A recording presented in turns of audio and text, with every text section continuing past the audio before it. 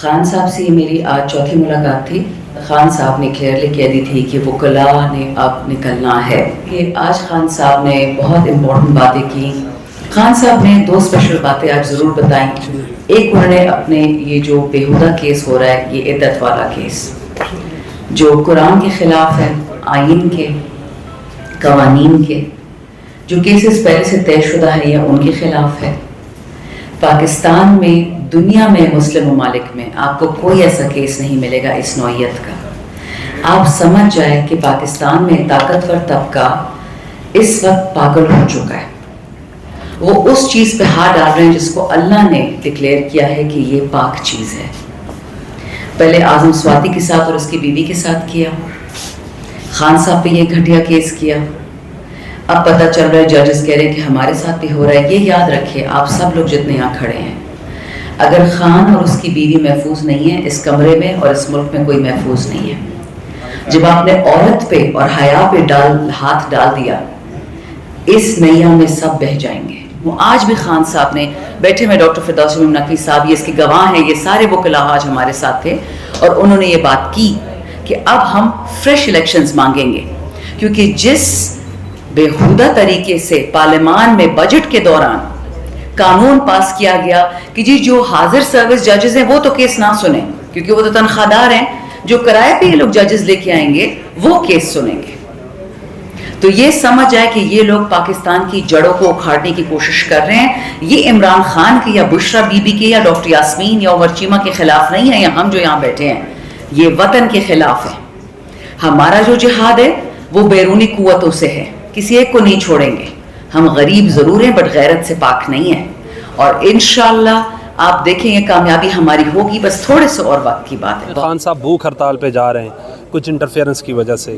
آپ کتنے دن بھوک ہڑتال کریں گے اور ریڈی ہیں آپ بھی بھوک ہڑتال کے لیے؟ اسٹیمنا کتنا ہے رہا ہوا ہے آپ کا؟ جی جان اللہ دی ووٹ خان دا خان پاکستان ہے، 90% پاکستان کو ریپرزینٹ کرتا ہے. خان صاحب وہ کہتے ہیں نا تیرا ایک اشارہ حاضر حاضر لہو ہمارا. بالکل آپ دیکھیں گے کہ گلی گلی محلے محلے پورا پاکستان بھوک ہڑتال پہ بیٹھا ہوگا. اور ہم اس وقت تک جب تک عمران خان صاحب جیل سے باہر نہیں آ جاتے، اب تو ایک تحریک کا آغاز ہو گیا ہے. اس میں بھوک ہڑتال بھی ہوگی، اس میں جلسہ جلوس بھی ہوگا، اور الٹیمیٹلی ہمیں پتہ ہے یہ گھی ٹیڑھی انگلی سے نکالنا پڑے گا. ہم دھرنا دیں گے یہاں پہ. آپ شوکت بسرا صاحب، خان صاحب تو بھوک ہڑتال کر لیں گے، ظاہری سی بات ہے وہ کسٹڈی کے اندر ہیں. عام عوام یا آپ لوگ تو کہیں گے ہم بھوک ہڑتال پہ، کیسے کنفرم ہوگا، شیورٹی ہوگی کہ آپ لوگ کچھ نہیں کھا رہے، کچھ نہیں پی رہے؟ ہمارا لیڈر 50 سینٹی گریڈ پر اندر ایک ڈیتھ سیل میں بند ہو، ان پر ظلم ہو رہا ہو، جبر ہو رہا ہو، ہماری بہن بشرا بیگم ہو، جتنے ہمارے اعجاز چودھری صاحب ہیں، محمود رشید صاحب ہیں، عمر سرفراز چیمہ ہیں، خواتین ہیں، ڈاکٹر یاسمین راشد. تو آپ کا کیا خیال ہے ہم جو 1 سال سے جو جبر ظلم ہم پر ہو رہا ہے وہ کم ہے کہ ہمارے گھر سیل کر دیے گئے، چادر تیواری کا تقدس کو پامال کیا گیا؟ پیچھے نہیں ہٹیں گے. خان صاحب کی طبیعت تو خراب ہو جائے گی پھر اگر وہ بھوک ہڑتال کریں گے. دیکھیں میں آپ کو بات بتاؤں، جس شخص کا نام عمران خان ہے اس کے ساتھ اللہ کی طاقت ہے، اللہ الحق ہے.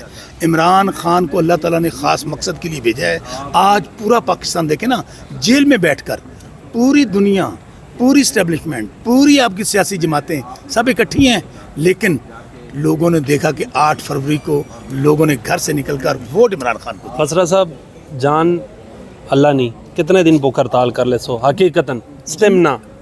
دیکھیں جتنی دیر تک اللہ تعالیٰ نے ہمت طاقت دیتی، ویسے انداز میری بات سن لیں، میں پھر کہہ رہا ہوں یہ اللہ تعالیٰ توفیق دیتا ہے، یہ انسان نہیں کرتا. ہماری لیڈر کے لیے جان بھی حاضر ہے.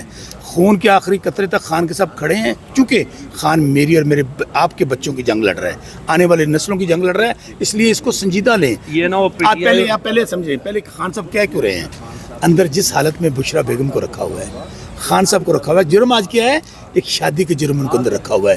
پاکستان کا لیڈر، دنیا میں آپ کی عزت کا نشان، ان کو ڈیتھ سیل میں اپنے بند کیا ہوا ہے. کچھ لوگ کہتے ہیں کہ یہ جنرل فیض نے شادی کروائی تھی، آپ اس حوالے سے کیا کہتے ہیں؟ میرے خیال میں ایسی گھٹیا گفتگو لوگوں کی جو بات کرتے ہیں، کہتے ہیں ماما بہنا تیاں سب دیاں سانجیاں ہوندیاں نے، وہاں پہ بات نہیں کرنی چاہیے. کوئی راستہ بھی تو ہوتا ہے نا سر. وہ آرٹیکل لکھ رہے تھے نیوز پہ، ڈان نیوز پہ. سر کون لوگ صحافی؟ اچھا میں پھر کہہ رہا ہوں کہ جو لکھ رہے ہیں اپنے گریبان میں ضرور جھانکیں کہ انہوں نے شادی کی ہے، جرم نہیں کیا. میں نے بہت بار سے لیڈر ہیں جنہوں نے جو کچھ کیا ہے، جن کے کرتوت ہیں، ان پہ کتابیں لکھی جا سکتی ہیں، لیکن میں اس کے اوپر بات نہیں کرنا چاہتا. مجوکا صاحب نے ضمانت ظلم کی ہے، خارج کر دی ہے عدت کیس میں، تو آپ کیا سمجھتے ہیں مرکزی اپیلوں میں کیسے ریلیف ملے گا؟ میں پھر آپ کو کہہ رہا ہوں कब तक रोकेंगे? आपने 200 मुकदमा दर्ज कर लिया, आखिर आप एक शादी के पे आप सज़ा दे रहे हैं। बहुत जल्द देखें, आज मैं आपको डेडलाइन दे रहा हूँ, सितंबर एंड अक्टूबर ये निज़ाम ख़त्म हो जाएगा।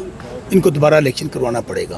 खान साहब मुल्क से बाहर होंगे और खान पाकिस्तान मुल्क से बाहर होंगे, जेल से बाहर होंगे। सिर्फ जेल से बाहर नहीं होंगे, पाकिस्तान के वज़ीर आज़म होंगे। मेरी बात लिख ले आज। ये आपके ज़बान से अनइंटेंशनली निकल ही गया, खान साहब डील तो नहीं कर रहे? खान साहब ने डील करनी होती मेरे भाई, 1 साल से हमें तो 15 दिन में कह दिया गया था। तो जरदारी साहब 12 साल रहे। मैं आपको बता दूं, देखिए मैं जो खान साहब को ना वो झुकेंगे, ना डील करेंगे, ना मुल्क से बाहर जाएंगे। वो कहते हैं मेरा जीना मरना यहाँ पे है, ना मेरी कोई प्रॉपर्टी बाहर है, ना मेरी कोई जायदाद बाहर है। मैंने करना क्या है?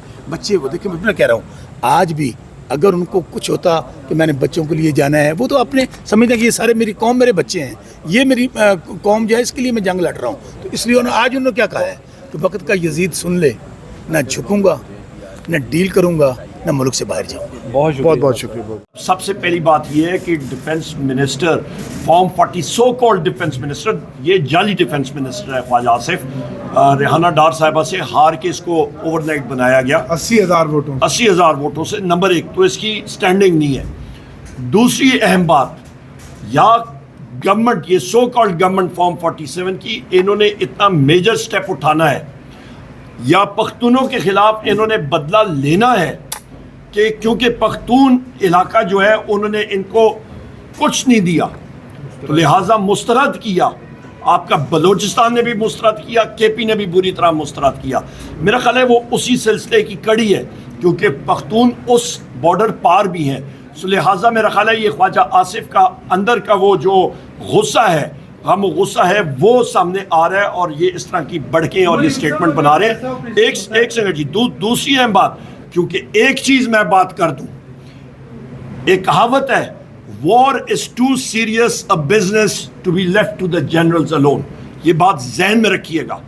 हम लोग इलेक्टेड रिप्रेजेंटेटिव्स हैं और हम लोग आंसर्स डिमांड करेंगे और हम लोग लेंगे, और ये तकड़ी ऑपोजिशन है और आपने इसका देख भी लिया। बहुत शुक्रिया। लीडर साहब, ये फरमाइएगा कि ये जो रेजोल्यूशन, क्या जो पीटीआई है वो मासूम है या लायल?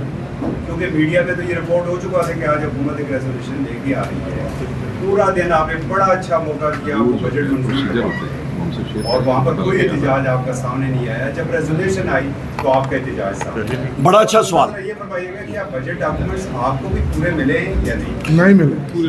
दो बड़े इंपॉर्टेंट, दूसरा सवाल पहला और फिर सेकंड सवाल।